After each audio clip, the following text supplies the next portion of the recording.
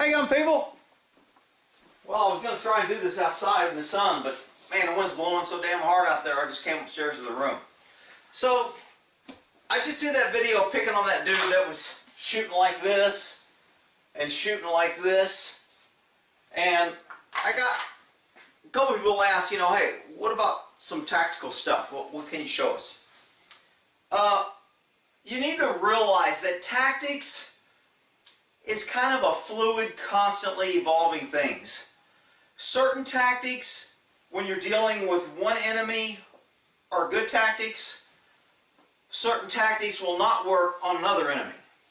Police tactics, it's supposed to be balanced, reasonable. We're waiting for you to act before we act. It's not totalitarian. It's not martial law.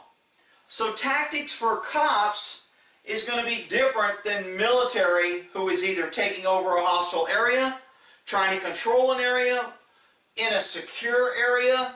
All tactics will kind of change a little bit. Tactics also change for the revolutionary, the freedom fighter, anarchist, whoever. Different tactics work for different things. So if somebody goes, explain tax or tactical stuff, it like I say, most questions in law enforcement, it depends. So the tactics that I'm covering are more, I've got military tactics, a little different, pretty close to police, some differences, use of force, liability, considerations, all those things are different. When you're guarding a nuclear weapon, use of force is kill everybody. People are like, you can't do that. I'm telling you, if you're dealing with a nuclear weapon, if there's any incident or any attempt at all to mess with that nuke, pretty much the rule is to kill everybody. So those tactics don't work in normal everyday stuff. Okay? If somebody would say we dropped a nuclear bomb on Japan on innocent women and children, that wasn't very tactical. For the situation, it was to break the government, break the people who were enforcing or allowing the government to do what they were doing, and it broke their will and it stopped the war. So, tactics, if they work, are they good tactics or bad tactics? It depends. So I'm just going to and I didn't go over any lesson plan or anything. I was just kind of like, all right, what can I show or say that I think are fundamental tactics if I was trying to teach somebody? Obviously, knowing your equipment, knowing where your gun is, that's kind of basic. Whether you want a condition triple threat 14 safeties combination to get your gun out of the holster, those are tactical considerations. I like a gun that comes out easy and I can get on target quick. Some people don't like that. They want an extra safety. If you practice setup. 1911s, when I carried at 1911 and when I carry it, I always draw it and practice taking that safety off when I draw it. I carry a Glock most times, doesn't have a safety. I don't have to worry about it. I've taken a step out. When you take out thought processes in a reaction, you increase your response time. You decrease lag time. That lag time is what causes people to slow down. That lag time is being unprepared, not really being aware. I talk about the color zones, the white, yellow, orange, red, black. If you're getting those color zones, it's easy to transition from one color to the next. It's much harder to transition from one color, skip 2 or 3 colors, and go to a higher color. And the colors are basically threat levels. We'll say white's 1 and 5 is shit's hitting the fan and you're returning fire and you're taking fire. So if you go from 1 as calm, I'm eating dinner and there ain't no threat, to 5, your lag time or your response time is going to be lengthened, it's going to be confusing, and you're not going to be able to evaluate, pick options that are best, and then choose the best option and enact that option or choose that option and do it. So again, if you go from 1 to 5, you have less productive or not well thought out processes. If you go from 1 to, hey, I think that guy's kind of causing problems, to 2 to, hey, I might have to do something here, to 3, hey, this guy looks like he might have a gun, I better start having a plan here, to 4 to, hey, I'm going to get my gun out, I've got my finger on my trigger, if that dude does anything, all I got to do is point and shoot. Then to 5, your reaction time is quicker. That's why when you get muscle memory, you're decreasing that lag time. That muscle memory to where I don't have to think, which holster do I have, which gun do I have a safety or I don't have a safety? Do I have my holster with 2 locks or do I have my holster with 1 lock? Or do I have a holster with no locks? Or am I carrying my ankle today versus the center of my back? So all those things create thoughts, processes, which equals lag time. So just a basic tactical thing is familiarity with your equipment, where you're carrying it, how you're carrying it, what you're doing. How do you get that? You train. You do it consistently, over and over. So, you know, if this is my gun, I want to be able to draw it and holster it over and over and over. I want to know where it's at. I want to know how to get my draw quickly. I want to know that every time I draw, I move to the left or I move to the right, because I don't want to stay in line with the suspect. If I stay in... Yeah, the gun's loaded. For all you crybaby safety salaries. You should have eye protection. You should... Oh, shut up, you big crybabies. So, moving... When I draw, I always taught that on the range. I hate training at ranges where it's very structured. Ready on the right, ready on the left, ready on the front. Everyone draw your gun and keep your gun pointed to the ground. Okay, everyone go ahead and point at your target. Okay, go ahead, everybody fire. That's not good tactical training. That's not good response training. It's not good training to get you to react quickly. Good response training is you're standing on range. All right, start writing a ticket. Start writing in your notebook, because cops are always, I'm always writing on my palm as a cop. My palm was my notebook. At the end of the night, I always had 14 names and descriptions and dates of birth and all kind of shit. So, you know, if I had a pad, I'd pull it out, but a lot of times cops just, what's your date of birth, what's your name, I'll write it on my hand, and then I'll call it in. I know it's different now because they have computers and you don't call in stuff, etc., but when I did it, we called in everything. So, hell, I forgot where the hell I was at, drawing, pen. Oh, so more training, as since cops are writing a lot. We take a lot of notes. We do, the ticket cops just write a lot of tickets, but regular cops are taking car descriptions, fleeing suspect, you know, who's the witnesses, the address, the time. They have to make notes for our report later. So, at a range training, I would have a lot of guys take out their notepad and write, and then say, gun! And when you heard the word gun, I wanted instinctively, if somebody yells gun, you get your gun out and you assess the threat. There is no harm in having your gun out and ready. Now, I know there's a lot of people out there that are teaching you from freaking watching videos that you should never pull your gun unless you're ready to shoot. And if you pull it, you can get charged with a crime. You know what? Yeah, big deal. You get charged with a crime for having a gun. Tactically speaking, you are in a much better position if your gun is out of the holster and pointed at the threat when you need to use it. I mean, that's just common sense. Am I going to be quicker now to draw and shoot you, or am I going to be quicker to shoot you? I'm going to be quicker from here. So anything that you can take out, decisions and processes, increases your speed, decreases your lag time, decreases your thought process, which increases your chance of survival. So tactically speaking, being familiar with this, being able to get your gun out 5,000 times, drawing, coming in, you'll see a lot of guys do this. 1, 2, 3, or what is it? Oh no, it's one like this. So it's 1, 2, 3, 4. And they'll practice drawing like that. If you're new and you're practicing fundamentals, I mean, you know, maybe. I guess that's okay. But as you develop time, I don't need to count to get this gun out. I don't need to add these extra steps that look like I'm adding and counting. For a beginner, that's great. But, and then you got the other people that go, slow is fast and fast is speed. And, all right, look. You don't want to try and go so fast that it screws you up. But, you know, what is it? Slow is fast, smooth, I don't know. Everybody's always coming up with some new, over the years, after hearing all these, when they first come out, you're like, oh man, that's cool, that sounds good, I'm going to use that, I'm going to train that, I'm going to teach that, and that's a good memory. And if it helps you remember something, that's cool. But over the years, 20, 30, 40 years, it's all gimmicks and it's all the same things. Tactics don't change. You want to survive? You want to be better than the guy you're fighting? You want to try and outsmart him, outthink him, outreact him, outgun him, maneuver him, whatever. You just want to win.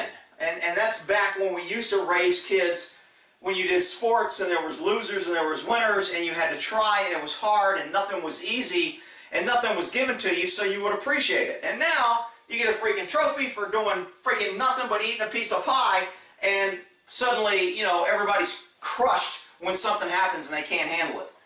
So, mentally prepared, always thinking, I think paranoid is good. I was always told I was paranoid.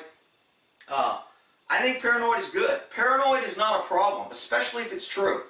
Being aware of your surroundings, thinking that somebody may try to rob you, thinking that somebody may try to get my gun, thinking that somebody has a warrant and they're going to try and get away before I do anything. You can't go through life as a cop running around saying, well, I don't want to be paranoid, and I don't want to judge people, and I don't want to jump to conclusions. So every call I go on, I'm going to go there like a freaking idiot and go, these people are my friends, and I got to treat them like they're good cops, and they don't have warrants, and they don't have guns, they're not going to hurt me, and they're just going to shake my hand and say, thanks, officer, for coming by. Well, you're a freaking idiot, because it just doesn't work that way. So over time, being paranoid is good.